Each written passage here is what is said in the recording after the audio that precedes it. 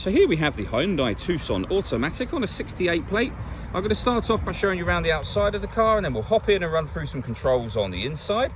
But from the outside, you can see it's a 5-door car with alloy wheels and tinted windows. Let's start off inside the boot and then work our way around the rest of the car from there. As we approach the back of the car, you can see we have reversing sensors, plenty of boot space as well, along with that 60/40 split folding rear seat, should you wish to increase this space even further.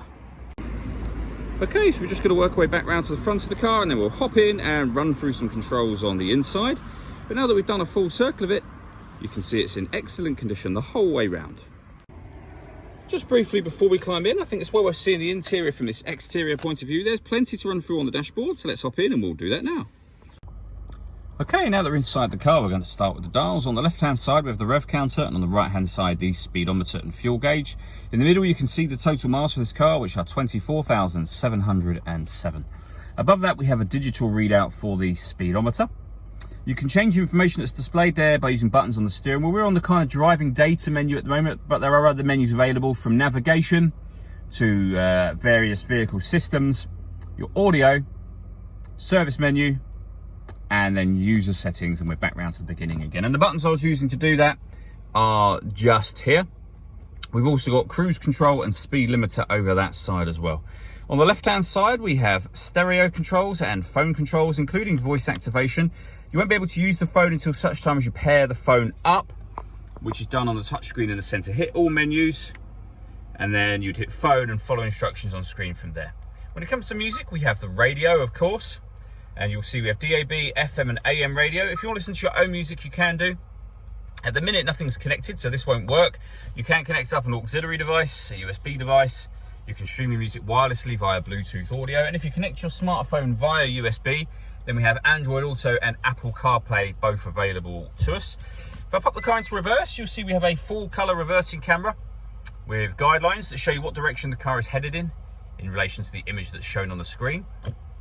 And then one swipe across, and you'll see we also have navigation. There's a full video that shows how that works on both our website and also on our YouTube channel as well. Working our way down, we have the main volume for the stereo. We then have dual zone climate control, so you can adjust the passenger and driver temperatures, the fan speed up and down from here. You can determine what direction you'd like the air to be distributed in once it enters the car. That button turns the air conditioning off in this case, or back on again.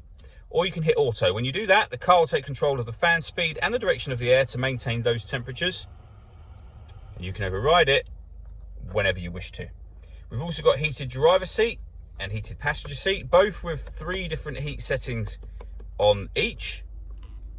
We have 2 12-volt charging sockets, auxiliary and USB inputs, so you can plug devices into those for your music.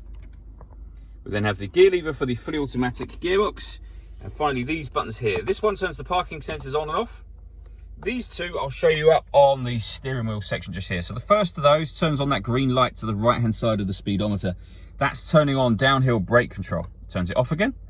And then you can, with the orange light you'll see that's come on, you can put the car into sport mode or back into normal.